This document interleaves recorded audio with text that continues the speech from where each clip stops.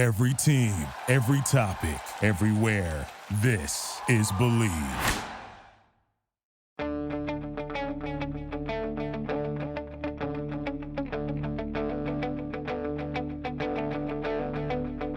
Ich warte seit Wochen auf diesen Tag und tanz vor Freude über den Asphalt. Als wär's ein Rhythmus, als gäb's ein Lied, das mich immer weiter durch die Straßen zieht. Komm dir entgegen. Hello and welcome to Gegenpressing, the Bundesliga podcast. I'm Manu Fate, he's Stefan Biankowski. Stefan, first of all, how are you doing? Although I probably know the answer, you're probably just as stressed as me. Yes, we are currently in the thick of it as we approach the finish line of the January transfer window. The finish line is on the horizon, I can see glimmers of it, but right now we're still in the thick of it. Bombs going off around us. It's crazy. And with every passing moment, there's a new Enzo Fernandez story. But we are in a safe space right now. We are in a safe Bundesliga space where clubs don't spend obscene amount of money on players who are worth 14 million euros 6 months ago. We're in a safer, smarter, more comfortable setting. And I feel like this is going to be like a nice sanctuary from the absolute mayhem of the January transfer window. Yeah, it's like a bunker, right? It's like the bunker in Cologne, the VAR bunker. That's where we're in currently. Yeah. Away from all the noise. Wow, there's a lot of Cologne jerseys and posters around here. Who would have thought? Oh, do I sense a hint here of maybe Köln biased? No. Yeah. There's a voodoo doll in the corner with a Leverkusen top on it. Oh no, there is. That's never thought that an office in Köln could look like this. Although I've been guaranteed by the DFL that everyone working for the DFL has to be neutral. Interesting. Yeah, apparently that's part of the contract that they sign. Anyhow, it's not a completely transfer-free show, Stefan. We do have one particular transfer to discuss, and we have a couple of really big results to discuss. So we should probably jump into it right after this break. This episode of the Gegenpressing podcast is brought to you by BetOnline. BetOnline remains your number one source for all your sports betting this season. Everything from NFL playoffs to pro and college basketball, UFC, MMA, and much more. You'll always find the latest odds, team matchup info, player news, and game trends at BetOnline. With live betting options, free contests, and live scores for almost any sport or game imaginable, BetOnline is truly the fastest and easiest way to bet all your favorite leagues and events. Head to the website today and use your mobile device to join and receive your 50% welcome bonus with your first deposit. Make sure to use the promo code BELIEVE, that is BELIEVE, BLEAV, BELIEVE, to receive your first reward. BetOnline AG, where the game starts. So, I was thinking we should probably start with the Friday game real quickly here. Don't want to dwell on it a ton because it was an unexpected result. It's more of a precursor on what it set it up for us on the weekend, right? For the Saturday-Sunday games. Leipzig easily beat Stuttgart 2-1. I mean, Stuttgart make it interesting late, but let's be honest here. I don't think anyone ever really thought that this was in doubt. And because of that, the table all of a sudden looked extremely tight, with Leipzig going all the way to 2 points to Bayern Munich. Then on the weekend, Stefan, you had Union Berlin also expectedly beat Hertha in the derby. That causes a whole cascade. I had my dad phone me on Sunday and said, we're probably never going to get a sport director on Gegenpressing again because they're going to get fired shortly after. Yeah.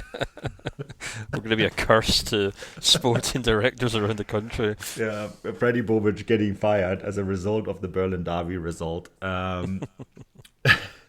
I actually urge you to listen to that gegenpressing interview because I think you get quite a lot of insight of maybe what has gone wrong for Freddy Bobic or what's gone wrong at Hertha Berlin in general. I thought that the insight was quite important actually. But here we are. That result too, though, to maybe not too much dwell on Freddy Bobic. It is interesting, and we'll see what's going to happen next, and we're going to keep an eye on that, of course. But that meant that all of a sudden Union Berlin were even on points with Bayern, right? And then you had Frankfurt, of course, who could have also really closed the gap to Bayern Munich to, I guess, just 1 point as well. If they had beaten Bayern Munich, in the end they don't. It's a 1-1 draw. In what I thought personally was a fascinating game, Stefan, because they go by Bayern Munich score first, right? They take the lead. You think that they from then on they're going to cruise, but instead, Kolo Muani with a fantastic finish once again. It's unbelievable that Frankfurt did end up getting him on a free transfer. He's already turning out to maybe be the signing of the season for any club in the Bundesliga. And then, I don't know how you saw it, but I thought this was a high-paced game where Bayern Munich, of course, had the majority of possession. Frankfurt quite happy with that, though. And I think if they're a bit more clinical, Frankfurt that is on the counter, they might have thought that we should have maybe won this game. How did you see it all? Yeah, it was a fantastic game. I really enjoyed it. I actually thought it felt like two very evenly kind of stacked teams, and it reminded me a lot of the Leipzig game. Actually, it was far more entertaining than the Leipzig game, but it really felt to me like, obviously Bayern Munich have dropped down a level, and potentially Leipzig and Frankfurt have both stepped up a level, and it's now meant that these teams are kind of on a par. I thought, as I was watching the game, and I was literally about to tweet this, but then Bayern Munich went on and scored, and I thought there was probably no point blowing their trumpet just now, but the way that Frankfurt closed Bayern down, and the way they did it as a team with that team press, it actually made me think, and we've kind of talked about this in the show before, actually, about how this Frankfurt side and the way they play under Oliver Glasner and the type of players that they have really makes me. This is the team that really reminds me of Jurgen Klopp's Dortmund side, in the sense that they've obviously got some really talented technical players, but it's that kind of fearlessness, and it's also that very astute off the ball closing down. Like every time, say like a Kingsley Coman tried to go past, I don't know, like whoever was at the right on the right back position at the time, they'd have Lindstrom flying straight into them, and vice versa. You'd have Mario Götze or Sebastian Rode, any of these guys. It felt as though every time a Bayern player tried to go by one player, there'd be another Frankfurt player waiting to kind of step in the way that Dortmund team used to really, really harass teams. So I was really impressed with that. And yeah, again, it's very similar to the kind of Leipzig game, to be honest with you. I thought Bayern did offer a little more in terms of their attacking outlet, which I think is just largely because they're playing at home. And I think Frankfurt were far more content with playing defensively or trying to hit on the break. And I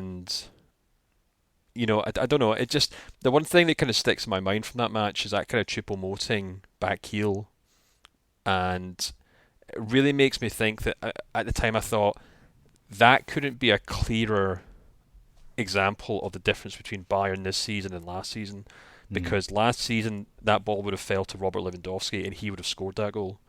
And say what you want about how bad Bayern were playing, say what about how many chances Frankfurt scored. You can talk about individual mistakes and things, but it's little moments like that where it's a very clear cut. One player replaces another player, and I think that kind of made a good point of illustrating the issues that Bayern have this season. And I don't know, I'm still really genuinely quite torn as to any big hot takes from this game, because it's very easy to say, yeah, Bayern were rubbish again. Frankfurt had a good game, but I also do kind of feel like Bayern coming out of that run of games without losing any of them, particularly to Leipzig or Frankfurt, might actually prove to be quite important for them going forward. And I do wonder if Julian Nagelsmann in the back of his head thought, my team are playing really terribly right now. If we can just avoid getting beaten by Frankfurt, Leipzig, then we should be able to just kind of stay on top of things or keep our head above the water. And that's kind of how I do kind of look at it, to be honest with you. So I don't know. It's quite a lot of pros and cons for both sides to take away from it. But looking at the media coverage on Monday, it certainly felt as though a lot of the pressure has been kind of applied to Nagelsmann after this game. Yeah, I think that I think you look at these results. There's this wild statistic out there that this is the first time that they've drawn 3 times in a row, 1-1 since 1978, right? The 78-79 season. That year, by the way, Stefan, they finished 4th, behind HSV, Kaiserslautern, and Stuttgart. Of course, that meant you were in the UEFA Cup rather than now a top 4 finish. Of course, still gets you in the Champions League, but it's still interesting that you go by the point total. I think they're on pace for 71, 72 points. And my takeaway from that is that there's other teams in the Bundesliga that can get there, right? And you look at this season, there's maybe more than one even, right? And we're going to talk about Dortmund in a bit, so don't want to dwell on it too much. But Dortmund's bosses have always said when Bayern struggle, we need to be there and we need to make the most of it. And I think this is the year where you can really say that, right? Because when you look at the projection of where they're going to go, and they're still playing all these top 4 sides in return matches. Like, okay, Frankfurt not anymore, right? That was obviously, but they've already gotten less points from Frankfurt in the return match than they got in the first match, which was in Frankfurt, which they won, right? Now they only get a point here at home in Munich. They're still playing Dortmund. They're still playing Leipzig. Wolfsburg is next. And all these sides will probably look at this and say, well, it's not unfeasible for us to take a point or maybe all 3, right? And I think there is, of course, if you're the head coach of Bayern Munich and it's a results-based business, Nagelsmann making the joke about if he wants to see a crisis, he turns on the Heute Journal, the news channel, right? Yeah, sure. I mean, you can take it either way. You can say, well, at least they're still getting points. But on the other hand, the gap that is now is so very tight. And I think what is the dangerous part about the gap for Bayern Munich, or what makes it actually interesting for the league and for neutral observers, is that it's not just one team, but it's potentially 4 teams that are all within striking distance, right? And you all still have to play the majority of these teams. So these teams then all will know that, we can take points of them. Of course, they're also going to play each other. This is the flip side, right? But I think this is a situation that is potentially hugely dangerous to them. And I also think that it's almost unfair to criticize Nagelsmann for some of these situations, because it's not Nagelsmann's fault that Lucas Hernandez tears his ACL at the World Cup. It's not Nagelsmann's fault that Manuel Neuer prefers skiing over training or keeping fit. And it's not Nagelsmann's fault that Robert Lewandowski wanted to leave. But I think those 3 players in particular have left quite a huge hole. I watched Sommer now for 2 games, and I do think he's a phenomenal goalkeeper, or a good goalkeeper. But there is situations where he's just not as active defensively as Manuel Neuer was, right? And you would have had that decline with Manuel Neuer too, but I do think that makes a difference in the way that the club defends, right? And then I also look at Upamecano and De Ligt. And Upamecano, of course, he played a strong World Cup with France, right? But the way Koulibaly ran at him and used his speed and his ability to turn on a small space, really showed some shortcomings there, right? And I don't know. I feel like this team is vulnerable, and I think too that although Nagelsmann has some points to make and say, well, it's not all my fault that these issues exist. He's also not finding solutions. I mean, I wrote my newsletters on Thomas Müller, right, and what to do with him, and so he brings him on and kind of plays this kind of the half 10, 8 half 10 together with Musiala, and it's almost like they stood on each other's feet. And I just feel like that maybe the criticism, and I'm curious what you think about this, the criticism that Nagelsmann is receiving for his tactical approaches isn't exactly, well, some of it is because he's lost key players, but he's not exactly. Bayern Munich invested 150 million euros in new players, right? And he's hasn't been able yet to consistently find the best squad and build something with these players that were given to him. Yeah, without a doubt. My newsletter this week's actually on Nagelsmann and like the performance he's put on for Bayern this season, and whether he can get out of this kind of current predicament. And the interesting thing is, the main stat that kind of stood out to me was that he's actually averaging 2.06 points per game in the Bundesliga this season, and that's the lowest rate for a Bayern Munich manager since 2011-2012. Jupp Heynckes at the club. Only one head coach at Bayern Munich has averaged a lower average than that, and it's obviously Niko Kovac in his final season at the club, which is 1.8.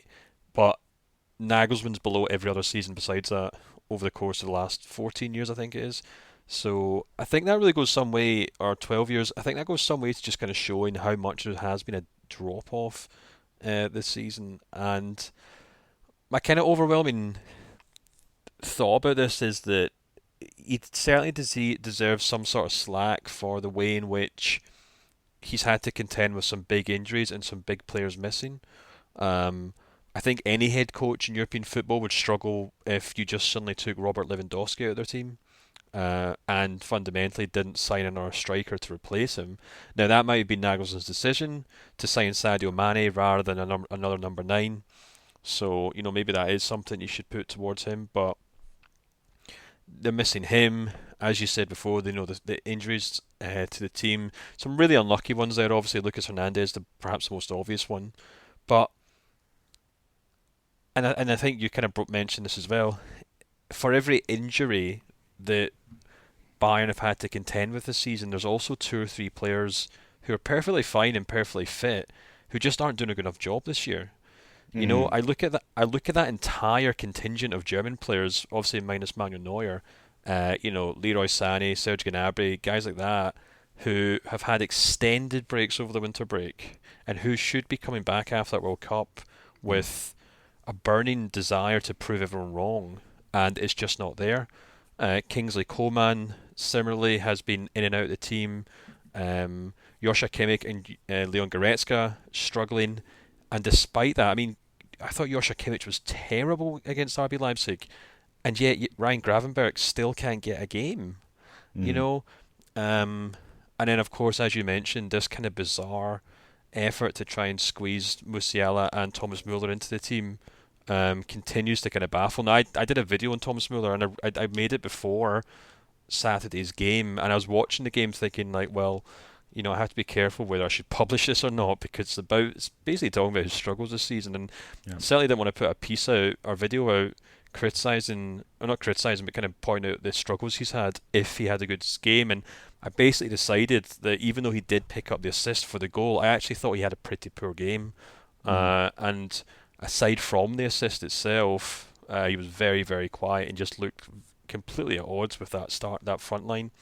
And that's that's the thing that kind of concerns me about Nagelsmann. It's not really, it's not like the remarks he makes on television or the way he dresses or, anything else about that, or maybe how he butts head with Salihamidzic over transfers. It's the fact that I'm not really seeing enough improvements with the players that he has at his disposal. It doesn't seem to me like he's taking what he's already got and he's making it better.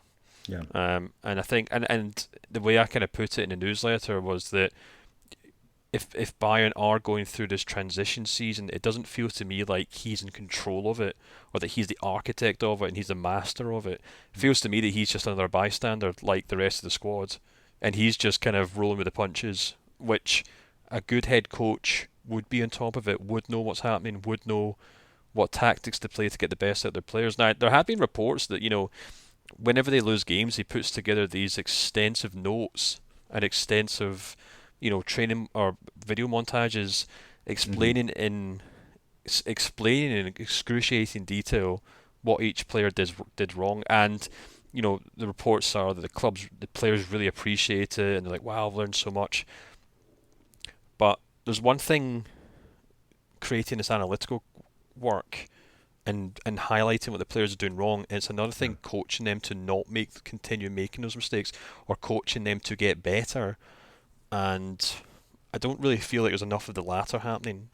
And I think that's why there's a real kind of pressure on Nagelsmann. It's not so much that he isn't contending with the injuries that the club have dealt with. It's the fact that he's not making the most of what he still has at his disposal.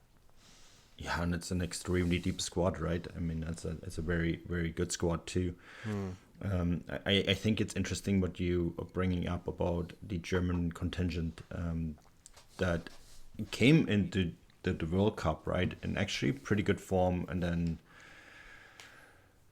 what happened at the World Cup happened at the World Cup, but then like the whole Serge Gnabry situation, where I still think is such an incredibly gifted football player and only shows it at times. And of course, he goes to Fashion Week in Paris and is then benched. And I thought the statements made by Oliver Kahn after the Frankfurt game were quite telling. And I know this was in response to being asked about Serge Gnabry, but I felt like this went to maybe all the German players. Here's what he said, Stefan. "We are having one of the most difficult periods in German football for a long time.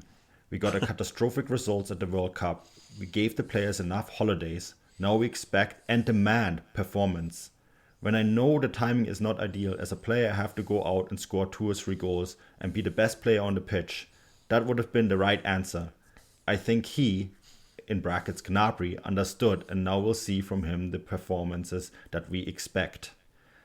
Yes, this was directed to Gnabry, but Stefan, this sounded like it could have also been directed to Kimmich, Goretzka, Sané, even Musiala, right?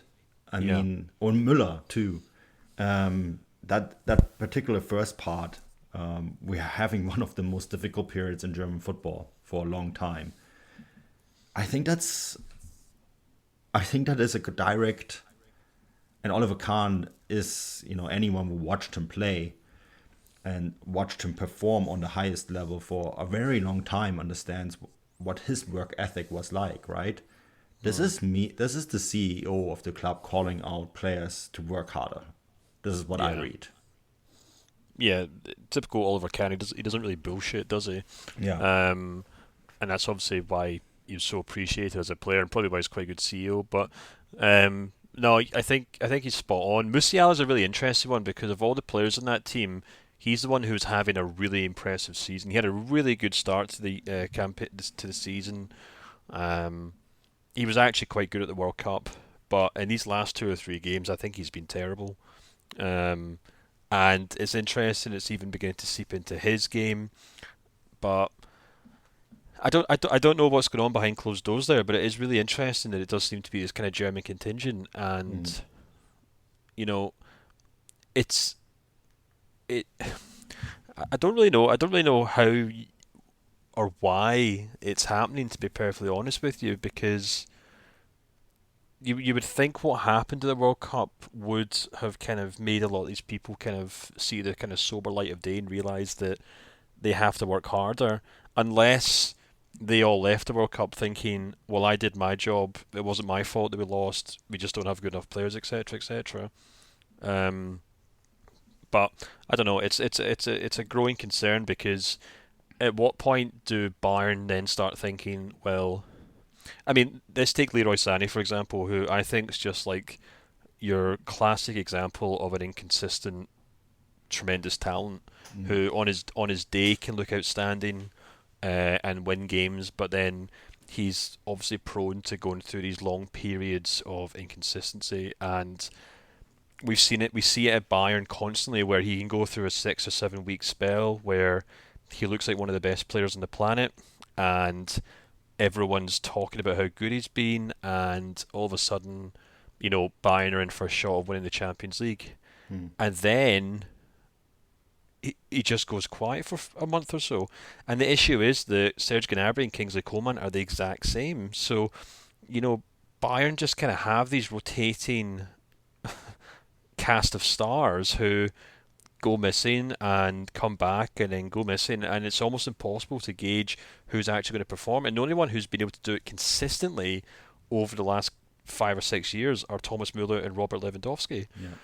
And as we talked about last week, and as you wrote about, and as I made a video about, Müller just hasn't been the same without Lewandowski in that team. And you can stick Choupo-Moting in there, and I guess in terms of a profile of a player, he can kind of play the same role as Lewandowski, but he's not the same player.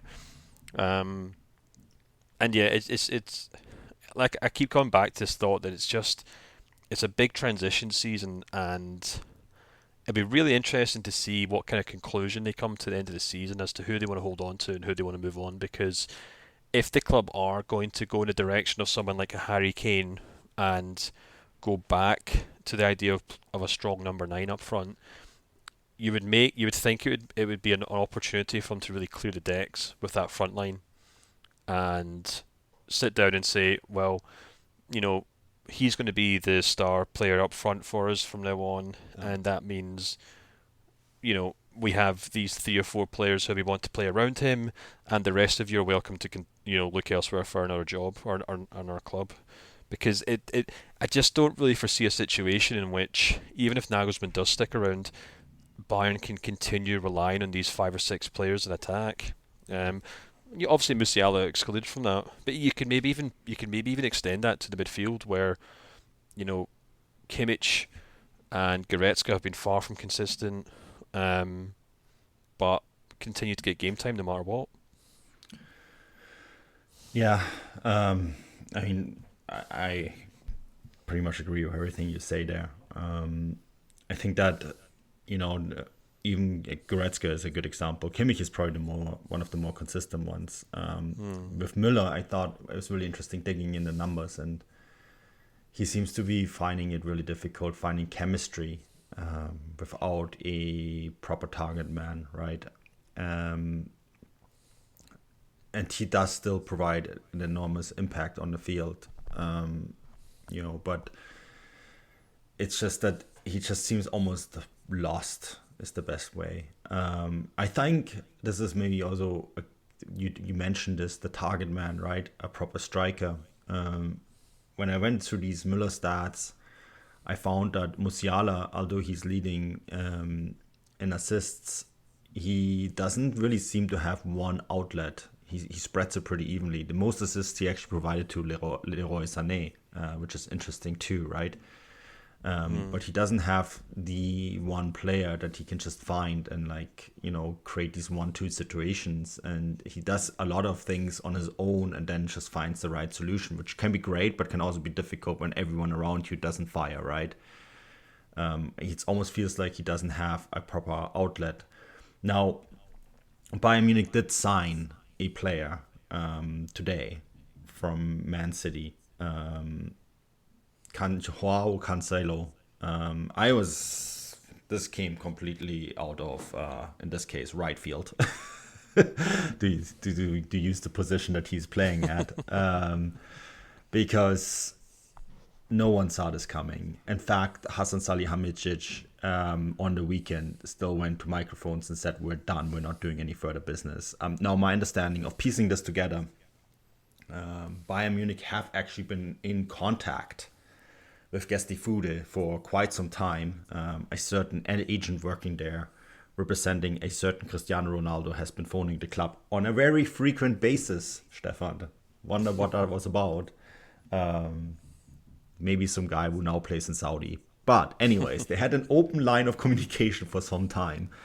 And there was a bust up between Pep Guardiola and Joao Cancelo, I think before the Arsenal game, right?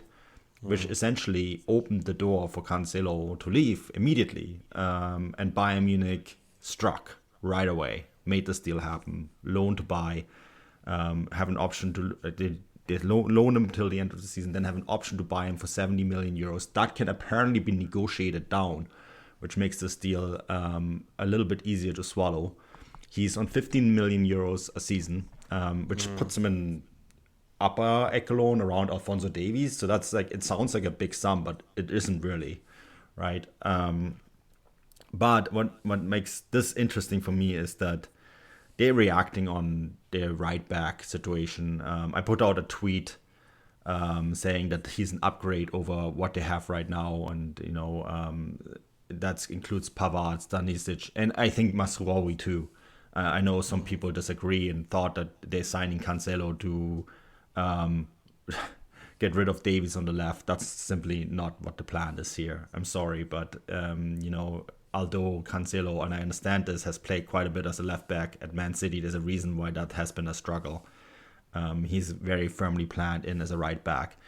Stefan, this is a little bit, I look at this player and I can see Nagelsmann doing the same trick here than he did with Angelino at Leipzig.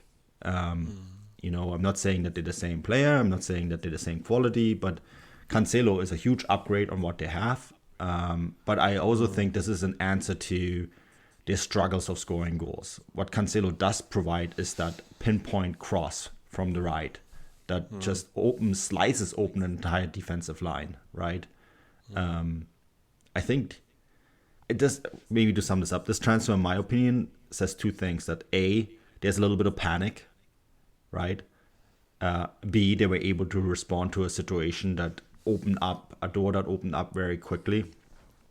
And also C, they're now giving Nagelsmann a player that he wanted, removing a further excuse if the club doesn't perform. Yeah, absolutely. I mean, I think that last one's probably the most important one, actually, maybe. Well, maybe not the most important, but it's the most interesting one to me, that, all these talks about whether he's under pressure or maybe the board are getting fed up with him. Well, they've just gone out and picked up the player that he's wanted for, like, the last 2 or 3 seasons. And, obviously, if they are going to sign him permanently, it's going to cost a tremendous amount of money. I saw someone on Twitter asked me if this was coming out of the not signing Kane money fund, which I thought was quite funny. But yeah, like on the pitch, he's a perfect answer to the problems in a lot of ways. I completely agree with you. I also think he's an upgrade on Mazraoui, and I think he also allows Nagelsmann to kind of shift to a back three and to play with 2 pure wing backs. Yeah. Because if you look at Cancelo's stats in the Premier League, the thing that stands out the most is obviously just how many assists he's picked up, and I think that'll be something that will really stand in good stead for Bayern.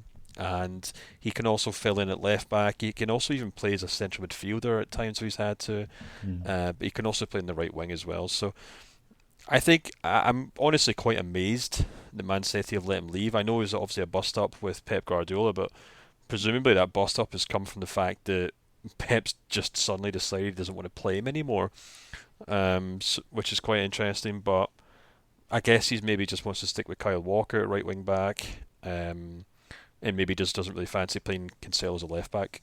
And you can say what we want about Manchester City, in terms of how much money they have and how much money they spend.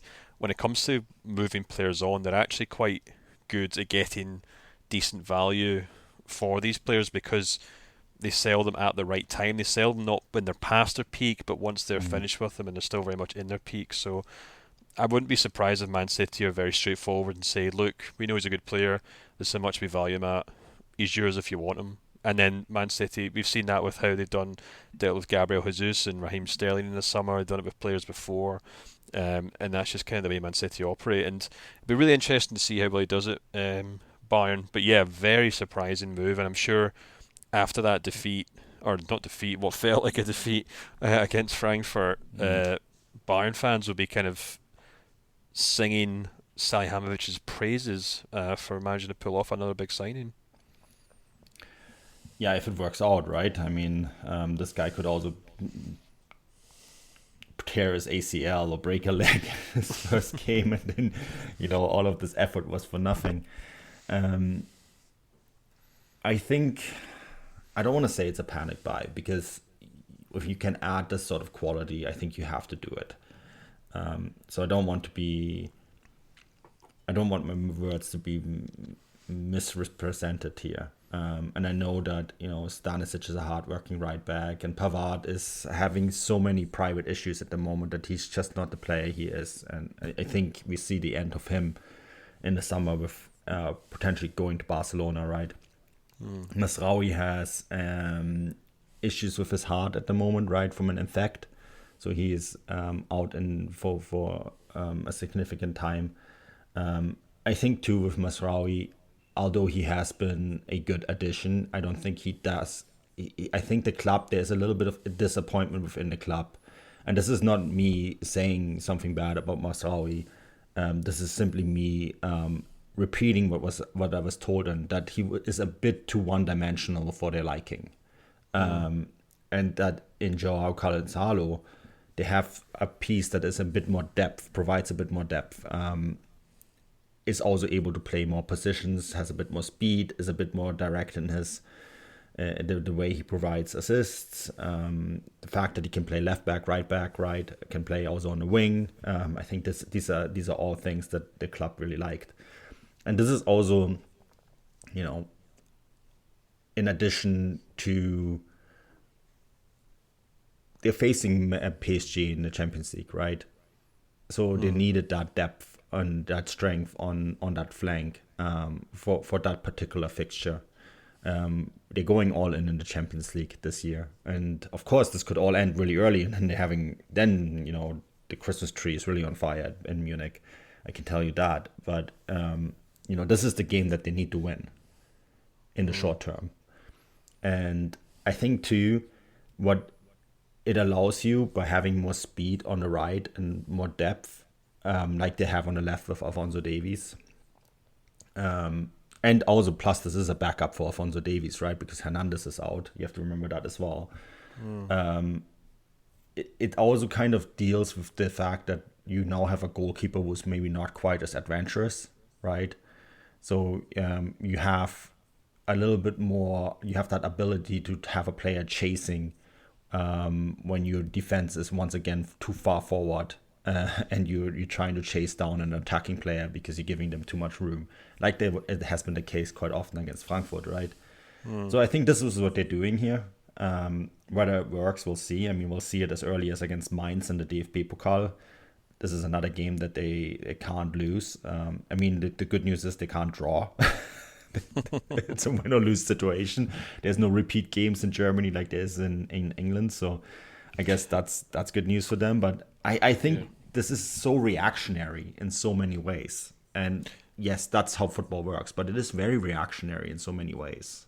Only thing I'd really add to that is that we've got a really kind of interesting crunch match or crunch kind of period for Bayern in the next month. They've got, you've mentioned they've got Mainz in the Pokal this week, which will be no easy game because I think Mainz have been quite good recently. Certainly should have been Dortmund, for example, I thought. They've got Mainz, they've got PSG, the first leg in the Champions League this month, but they're also playing Union Berlin and Wolfsburg, I believe, in the Bundesliga. So that's 4 really tough games, and 4 games that they'll have to be at their best to win. And it'll be really interesting to see how they do in that, because I feel like those 4 games could go some way to kind of suggesting how this season's going to pan out. But yeah, on Cancelo, I completely agree. It is a panic buy, but it's just a really bizarre move where it's a panic buy that looks like it's going to suit Bayern down to the ground. Whether they go on and sign him permanently, I guess we'll just have to kind of wait and see and see how he gets on in the Bundesliga. Yeah, interesting. I mean, we've seen with Sadio Mane that this transition isn't always as easy. We see the transition from the Bundesliga to England isn't always easy, but it can also go the other way. It's it doesn't always translate, especially if he is already a player maybe on the down. We'll wait and see. We'll have more on that, I think, later this week. But I also want to talk, before we wrap this up, I want to talk about Borussia Dortmund. And this had the potential of them slipping up when there was a huge opportunity to close the gap to Bayern Munich, right? They must have looked at all these results and just said, wow, if we win here, we're within a shout. In fact, if we win against Leverkusen, then we still have a game against Bayern Munich where we can cut that lead ourselves. In fairness, Dortmund did take points off Bayern Munich this season already. Now, you and I both thought that Leverkusen is going to win this game. And when you just look at the naked stats, maybe they should have. But somehow Dortmund, for the third time in a row, pull off a result, even though they weren't the better side. Yeah, I mean, I must admit, I thought Dortmund were much improved than they were in the 2 games prior to this.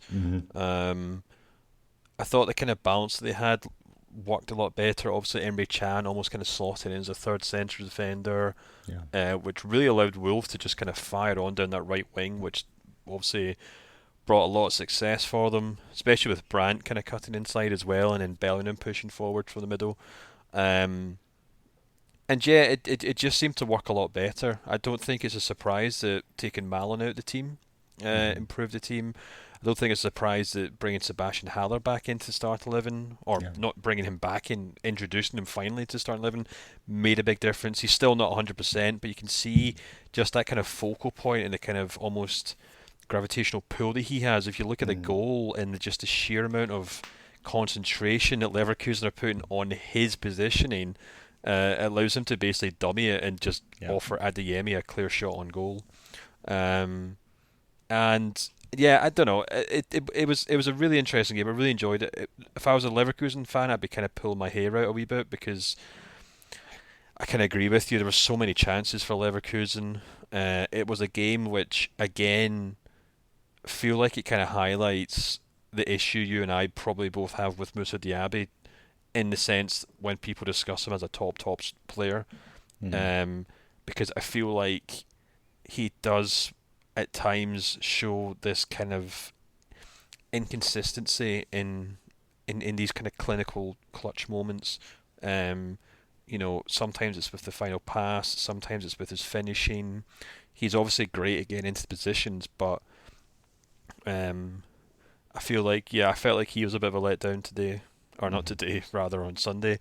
But yeah, it didn't really feel to me as though Leverkusen had been robbed or anything like that. And Florian Wirtz still isn't 100%. It just felt as though I think Leverkusen really missed having Patrick Schick in that starting lineup, to be honest, or even just any sort of striker.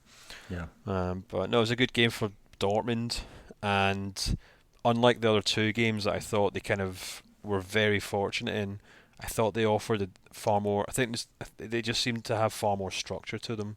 And I'm not trying to excuse them, because I know Leverkusen did have their chances, and I know Kubel had to have a tremendous game to make sure that Dortmund left with all 3 points. But it did feel to me like there was a bit more structure to that team, and the tactics seemed to work for the first time ever.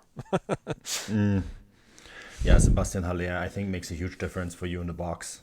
The Adeyemi goal is a great example of. I mean, that's the second goal in the last 2 games. He kind of provided, because I don't think he got an assist for it, but provided. Let's use that word, because he was also directly involved in the Reina winner against Mainz, right?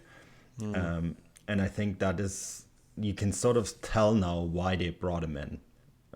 It is to create that space in the box for all these other attacking players that they have.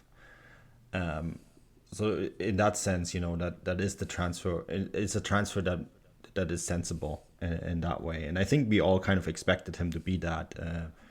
I mean, we didn't think he would be that quickly after being diagnosed with cancer, testicular cancer, and coming back. And I think, the fact that he's now playing 60, 65 minutes is remarkable at this level in top games. For Borussia Dortmund, that's probably the best news. And I think the best news too, considering that they had 18 games without him. This the key piece of their transfer window and yet the gap to Bayern Munich is just 3 points. Somehow, it's just 3 points, right? I mean, they must be just looking at this and say, we might have a shot, we might have a chance here. Of course, the problem then is you look at the table and there's another 2 clubs in between Bayern and Dortmund that might look at this too and say, yeah, we might have a chance here as well, right? Which is ultimately how I think Bayern will be dethroned or not win an 11 title. There needs to be challenges from more than one direction to make this difficult. But yeah, I think, for Dortmund, maybe this is maybe with Haller now being there, and this is maybe like a final thought on me on this match, maybe this is the plan finally coming together. What do you think, Stefan? Yeah, I mean, I definitely think a large part of it is Haller coming back and the need to have a number 9 like that. There's no doubt about it. Especially look at the way that Adeyemi and Daniel Malen have really struggled over the last kind of couple of months in terms of scoring goals, and the lack of a real focal point. Even Moukoko, who's had some decent runs, decent run of form for Dortmund at times this season, has struggled to kind of be that target man, and that's kind of why we've seen Jude Bellingham step up to the plate a lot of the time, as and we're not just talking about him shooting from distance or scoring on the edge of the box. More often than not, it's really him running in with those kind of diving headers and things, which you would expect from a number 9. So I think Haller offers a whole. I mean, even if you just kind of take someone like, Marius Wolf, for example, who is, a perfectly decent fullback or wingback, if you want to call it. He's certainly much better going forward than he is defensively. But if you don't have someone up front who can play in the kind of role that Haller plays as a target man, Wolf in that Dortmund team is almost pointless, because he needs to basically have his entire game basically revolves around those kind of big swinging crosses for someone in the box. And if for most of the season you're playing like Moukoko or Adeyemi or Daniel Malen, who are all 5'4", 5'5", then maybe not that short, maybe like 5'8" or 9, maybe. But it completely limits Wolf's ability to do anything for the team in that game, and for the team. So even just using him as example goes to show what Haller brings to the team. So it'd be really interesting to see how he does now that he's fully fit, or now that he's getting back to match fitness. I don't think he really excuses still a lot of things. I think there's still a lot of issues in this Dortmund team. If you look at the XG for the game, for example, Leverkusen had a sizably higher XG than Dortmund. So I think there's still huge issues with that defence. Certainly the first clean sheet in a while, if I'm not mistaken. But no, I don't know. I wouldn't take too much from it if I was a Dortmund fan. It was great to see them have decent tactics. It's good to see them with Haller in the team. It's good to see the team play off Haller. But I still think there's huge issues in that back line. And like, people keep saying to me, like, oh, does this mean Dortmund's now in the title race? And I keep saying, no, they're not, because Dortmund will never be in that title race until they can fix that defence. And I know they're only 3 points off it now, but we're literally at the halfway stage of the season, so it doesn't really matter where people really are this in the league table. So sorry, Dortmund fans, I'm not trying to put a negative spin on a good result. I think it's still just very much a work in progress right now. Yeah, I had like people in my mentions saying that that like we've been here before with this table, and it's been close before, and it's not going to be a title race. And I think it's going to be a title race, because it's not Dortmund chasing Bayern. I think there's actually other teams around Bayern Munich, and you go all the way down to Frankfurt, who could legitimately put together a challenge, whether it's Union or RB Leipzig. And I had another one saying, Leipzig haven't shown anything in the past that they can be a challenger, and they've only finished ahead of Dortmund twice in the Bundesliga history. And I'm like, well, that's 2 times out of 6 times that they have been in the Bundesliga, so that's already quite good. But you look at that Leipzig squad, it's defensively much stronger than Dortmund, right? You have the sense that there is more depth in the attack, even with Nkunku out, they're still getting all the results. The run of form that they had under Marco Rose, the fact that they are within, what is it now, 2 points, right? Considering the way they have started is incredible. And so you look at all of these factors, and they are the one that are probably going to be the one that challenges Bayern all the way. And they still have a fixture against Bayern Munich on the second last day of the season, which could be an enormous game, right? It could be a title decider. And I think that gives them a situation. But that doesn't even exclude like someone like Union Berlin, who just don't want to go away, right? They just don't want to die. And so I think that is what makes this so very interesting, that you always put all the focus on Borussia Dortmund, and we think, okay, yeah, Borussia Dortmund, they're within 3 points and they're a title challenge, all that. But I think what makes this constellation at the moment so interesting is that it's not just Dortmund chasing. It's more than one team. And I always think of what Hans-Joachim Watzke said so many times. When Bayern Munich struggle, we have to be there. Well, here it is. They're giving you a wide opening. And you have been not stellar yourself. But maybe one day, it's not going to be there. It's not going to be you who's going to be ready and be there, but it's going to be someone else. And I think we might be in that situation. Yeah, I think it's obviously going to come down to how many points these teams take off each other. And like, even if you want to use Leipzig as a good example, there's no point in them wrestling a point off Bayern if they're then going to lose to Union or Dortmund or Freiburg or Frankfurt. They have to be as imperious against these other teams as Bayern are, because the issue, if you actually kind of look at the way that Dortmund have kind of fallen off Bayern over the last 10 years, it's not usually down to them losing the one-off games against Bayern. It's the fact that they drop silly points where Bayern don't drop silly points, And I think that's going to be the key thing for Leipzig going forward in particular. They've obviously picked up that draw against Bayern, so they can say, right, that's Bayern. But at the back of our minds for now, we have to make sure we don't drop points between now and the next time, And that's what's going to be really interesting going forward. These 5 or 6 teams who are now, nipping at Bayern's heels, when they all start playing each other, it'll be interesting to see if that kind of separates the real teams from the kind of pretenders, and whether Bayern continue to drop points, or if Bayern then start to pull away because they've managed to kind of avoid defeat from the likes of Frankfurt and Leipzig. But we'll see, and it's really interesting, and it's a great way to start the year. And it could have asked for more as Bundesliga fans. So long may it continue.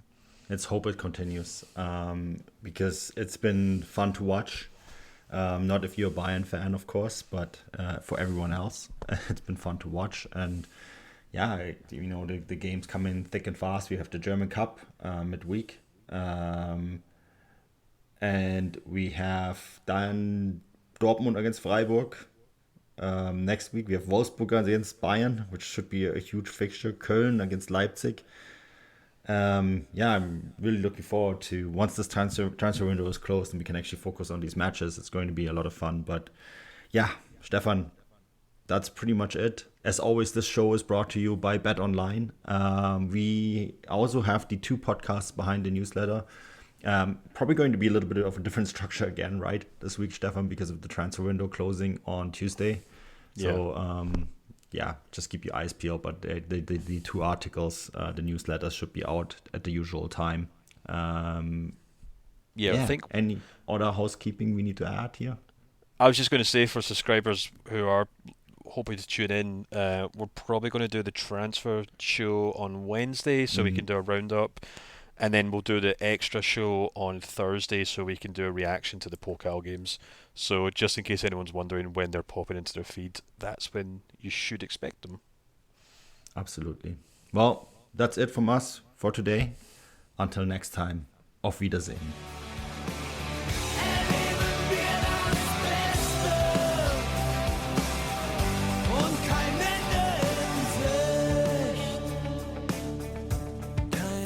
In Sicht.